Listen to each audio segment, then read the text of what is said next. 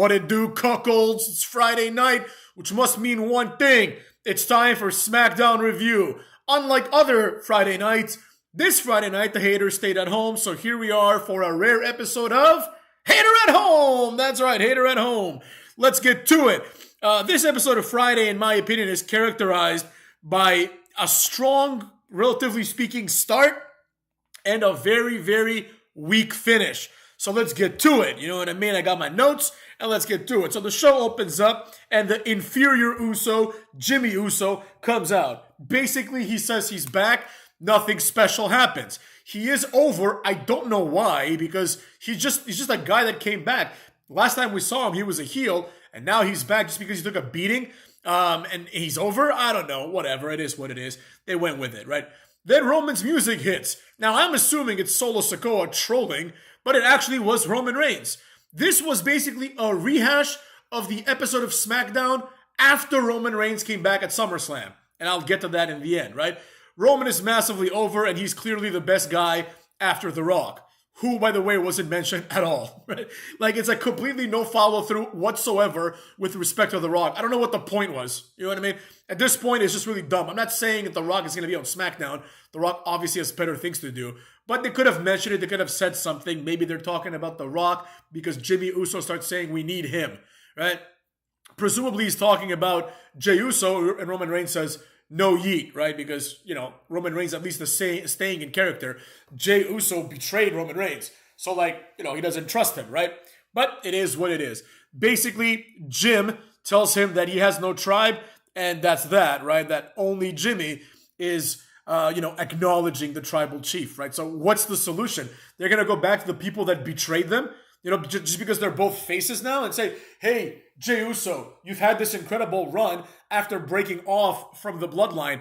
Do you want to be a lackey again? Like, what's the ask, right? But whatever, we'll get to that later. Next up, we have the LA Knight match of the week, which also means it's time for Carmelo, Hayes, and Andrade to make their appearances. This time, it's LA Knight versus Carmelo. They've had all the permutations, and it's time to move on, right? I will say, though, that these guys are more like main eventery, if you will, than Cucky Rhodes, but more on that later. The match was solid as usual. LA Knight wins. Yeah, you know what I'm saying? LA Knight is a massive superstar. I think that LA Knight should be in the main event picture. Like, for example, I don't understand why Kevin Owens is in the spot he's in. Just put LA Knight in that spot. It's that simple.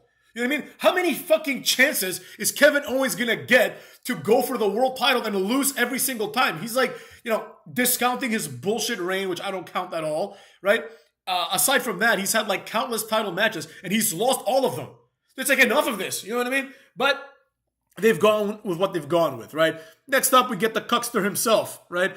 Lash Legend and the other one come out. They look ready, and the other one looks good. Like she has some star power to her. She comes out with a lollipop, I think. So there's some character there, like, you know, nothing special, but she definitely stood out from Lash Legend, who I don't even understand, like they're trying to present this girl as attractive. It's just like completely ridiculous, you know? But whatever, it is what it is. Nevertheless, the other one looks good, so that's okay, right? Then their match doesn't happen because Cucky Owens comes out and cuts a boring promo. Now, this is disrespectful, right? I understand they're trying to get him some heat, but as we see later in the night, there's better ways to get him heat, right? Instead of interrupting, like, basically the SmackDown debut of two women who have been on NXT for, like, years at this point, right? Being saddled up with Noam Dar, you know what I mean? So, I didn't really like that. I thought it was just a bad booking decision. Kevin Owens comes out. He's so bad on the mic, it's not even funny. He's so bad at everything. Like, Kevin Owens, I don't even know how this guy has a job. He comes out, stumbles his words. They cut off his mic, mercifully so. He goes outside, takes Corey Graves' headset, and starts continuing his promo, right? He continues his promo, but he doesn't know what he's saying. He just says the same thing again, right? So it's like, why did you go outside to take the headset if you're going to say literally what you just said before they cut off your mic? He didn't say anything new. He was like, they think I'm the bad guy. Cody Rhodes is the bad guy. Like, shut the fuck up. You know what I mean? Cucky Rhodes comes out, and because Cucky Rhodes is presented as a complete pussy, as a complete dweeb, basically a few security guards come, and they stop him. That's it. That's the threat that Cucky Rhodes poses. He just comes out, doesn't even try that hard to get in the ring, right? Compare that, for example, with Bronson Reed. who comes out there and like the security guards are afraid. He just tosses them aside. I get it. Cody Rhodes is a face, so he's not going to toss aside the security guards. But, Bronson Reed just like does his finisher and everyone moves out of the way in fear of getting hurt because he's a big, believable guy. Cody Rhodes comes out, the security guards say stop, and he stops. This is our champion. You know what I mean? Orton comes out, and because he's stuck in the middle of this circle jerk, he's able to go to the ring. He holds Kevin Owens back. Kevin Owens elbows him. Does like a back elbow. Orton turns him around and steals him in the face, right? Now, this is where things start getting bad, right? They've already gotten bad since Cody Rhodes came out, but here's where things start getting worse, I guess, right? Randy Orton, after punching Kevin Owens in the face deliberately, does this like he grabs his head and he does like the what have I done reaction. You know what I mean? Where he's like, oh my God, I can't believe I let my anger get to me. What the fuck? Who is this Randy Orton? You know what I mean? Who is this jobber Randy Orton, this mid-carder? What happened to the Randy Orton that like if someone did this to him, he would throw the guy like against a turnbuckle, go outside, find their father, throw the father in and pump the father in the head.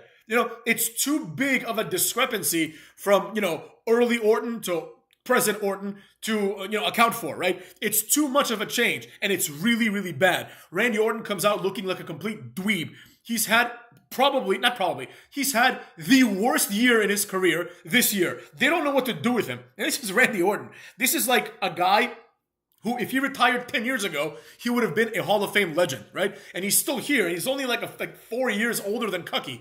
You know what I mean? And like he's presented as this dweeb. But anyways, after this, nothing happens, right?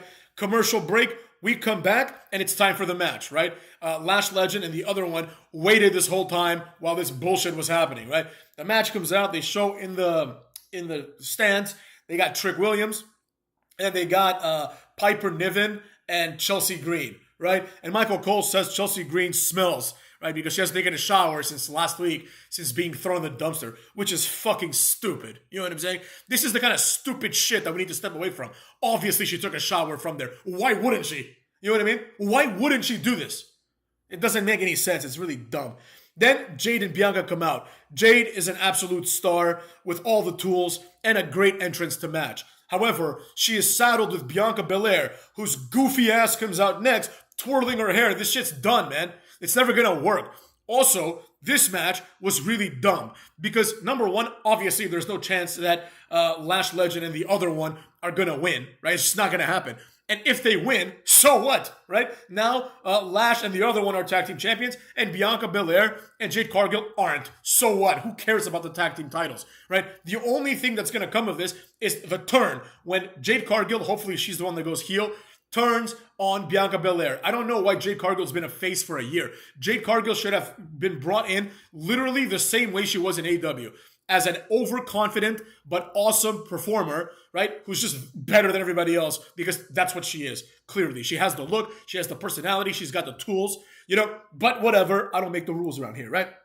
Then we see Orton and Cody Rhodes backstage, and this really boiled my blood. Orton tells Cody to leave. Right? And, I'm thinking to myself, well, he might as well leave because the cocksucker doesn't do anything. Cody Rhodes doesn't do anything, motherfucks. At this point, he doesn't even cut promos. Okay, fine. You're not going to wrestle every week. You're going to wrestle only at pay-per-views. We get it. But at this point, he doesn't even cut promos. He just shows up there, reacts, and leaves. Right? And it infuriates me how annoying and how shit Cody Rhodes is. This is one of the worst title reigns of all time. Probably the worst one. It's right there with Bayley's title reign. But I think it's overcoming Bayley's title reign because Bayley's no longer the champion. Bayley's back to being a nobody jobber, right? Her, Cocky, all these people, Gunther, they've had shit years. Let's be real. Well, Gunther, at least, he won the title this year. Cody Rhodes, when I say year, obviously, I mean like this WrestleMania season, So at least Gunther won the title this year, but he's had like one of the worst title reigns ever as well. He is so bad, but even Gunther is more entertaining than Cody. Cody just comes out, Orton's like, go away. He's like, got it. He leaves, right? All right, let's wait for Cody Rhodes next week to do nothing but cut a promo again. This is unacceptable. Cody Rhodes is complete shit, and he's nearly 40, right? He's nearly 40, motherfuckers. Just give the title to Orton. That's all I could think about this whole time. It's like, you could have just had the same program, except the more logical thing would be Orton is the champion, and the jobber tag team is, Kevin Owens Rhodes, right? Like perhaps it's Cody Rhodes, but spelled with a K-O. Instead, some goofy shit like every other tag team that involves someone like Kevin Owens or someone like Y2J. Y2J. Do you remember like Y2AJ? Like, I mean, like this is just like whoever fucking comes up with this should be fired immediately and never hired again to do anything creative. But whatever, I digress, cucks. Whatever. Nia Jax comes out, right? She talks about Crown Stool, which is what I'm calling Crown Jewel from now on. She talks about Crown Stool, and she says basically Tiffy should like cash in on Liv Morgan, right? This is a very intelligent thing for Nia Jax to do, and I liked how they made her seem intelligent. Number one. Number two, she does like a headlock on Tiffany Stratton, right? In my opinion, the correct thing to do is in the middle of the match when they're both down, Tiffany Stratton comes in, turns that match into a triple threat, but for Nia Jax's world title, right? She pins Nia Jax, right? Or maybe she even pins Liv Morgan, right? And she beats Nia Jax for the title, and then Tiff also gets like the Mickey Mouse, Crown Stool title that nobody cares about, right? This would be a good way to push Tiffany Stratton. Also, it makes sense logically, right? If you have the opportunity to win 2 titles instead of 1, right? The SmackDown one and the Crown Stool one, why wouldn't you take it, right? What are you waiting for?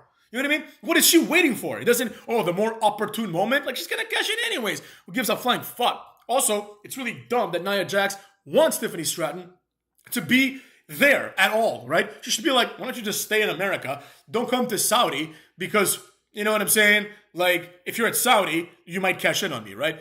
I think the Saudis deserve a cash in, so I really hope it happens, right? Naomi comes out. She actually cuts a pretty decent promo. Like, she actually doesn't stumble her words or anything, which impressed me a little bit, right? Nia uses the word annihilate like 3 times. I get it. Her finisher is the Annihilator, and the word annihilate has Nia in it, but it's kind of dumb, right? Then Liv Morgan comes out with Raquel Rodriguez, who doesn't do anything, and Dominic, who doesn't do anything, but, that's what he's there for, right?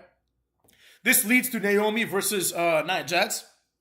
I guess it's not for the title, right? I don't know why. You know what I mean? I don't know why they're having non-title matches. Naomi wins, right?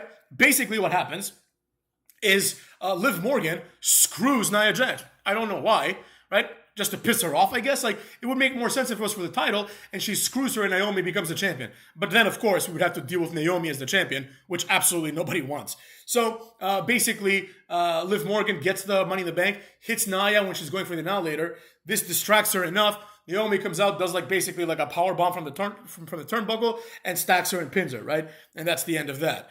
Rhea Ripley also comes out, and instead of beating Liv, she super kicks Nia, allowing Liv to escape. This was one of the dumbest things I've ever seen in my life. Like, Nia Jax has Liv Morgan, basically, right? She has her. She's going to, do a move on her. And then dummy over here, stupid over here, which was what I'm calling Rhea Ripley now, she comes out and kicks Nia Jax in the head. I get it. She wants to get her own hands on Liv Morgan, but this is a pretty good second best outcome, right? You don't have to make a new enemy, but whatever. Rhea Ripley's dumb. She eventually clears the ring. She's the only one standing, but who cares, right? Then in the back, we have a horrible segment. We have Nick Aldis, and then he gets approached by Legado del Jobber, right? First of all, Nick Aldis, for the 3 people that might not know, was, and likely still is, a wrestler, right? Nick Aldis was Brutus Magnus in TNA. Nick Aldis is jacked. Nick Aldis is also 6'4", 6'5", right? So when Santos Escobar comes out, right, he just looks like an infant compared to Nick Aldis. And I'm like, Nick Aldis could believably beat up the entire Legado del Fantasma by himself. Right? Like, it's just silly when the manager, even Adam Pearce, when they're so big and so strong looking, and then they have to deal with people like Legado del Fantasma, right? Santos Escobar basically says, we don't have any opportunities, right? Well, 3 weeks ago at this point, there was a vignette where Legado del Fantasma was sitting there, right, and having tequila and saying that from now on, this is our time, we're going to tank, basically, right? Well, if you're going to tank, why the fuck are you asking, right? They're in the same position they were. They come out and Nick Aldis says, all right, Los Garza, which is what Humberto and fucking Dale Gas, Angel Garza, I should say, and Dale Gas, Humberto Carrillo, that's what they call themselves now.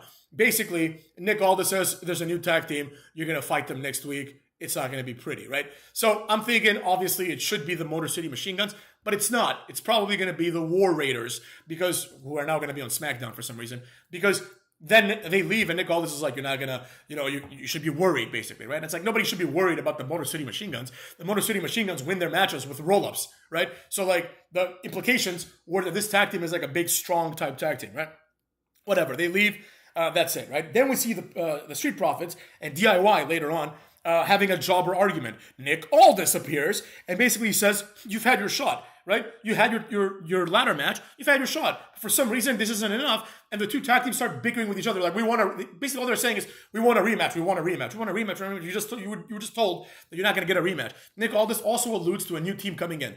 This team, if there's two new teams, should be the Motor City Machine Guns, and they should get pushed to the belts immediately, of course, right? Immediately. They should start like a program with fucking, what's it called? With, Bloodline, whatever the hell they're calling them now. I guess the Bloodline, they're still the Bloodline, right? They should start a program with them, and then Roman Reigns can screw them, and then Motor City Machine Guns win the Smackdown Tag Team titles.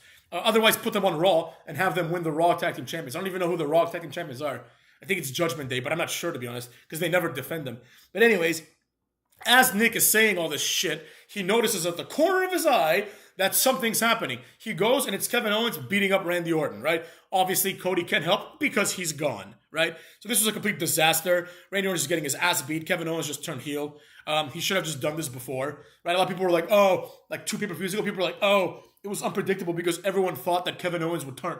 And I'm like, he will. He will. It doesn't matter when he turns. He will turn, right? And now's going to be the time that he turns. Eventually, Orton is going to turn on Cody Rhodes. All these things are going to happen. It's just that instead of happening soon, they happen late, and we have to tolerate Cody Rhodes doing fucking nothing and getting paid millions of dollars. It is a bad business decision, and they will, believe me, they will regret this in the future because Cody Rhodes is the lowest drawing WWE champion in the history of the WWE. He is the lowest drawing jobber ever, motherfucks.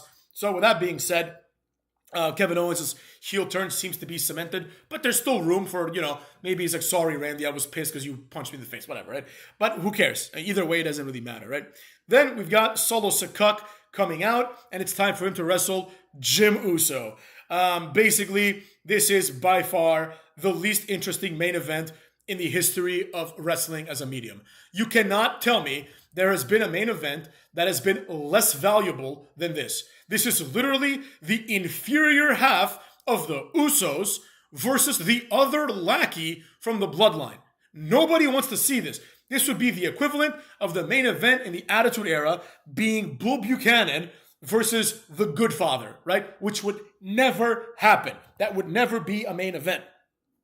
The match goes on for a fucking eternity, and basically Jimmy Uso gets screwed, he gets Samoan Spike, and he gets pinned.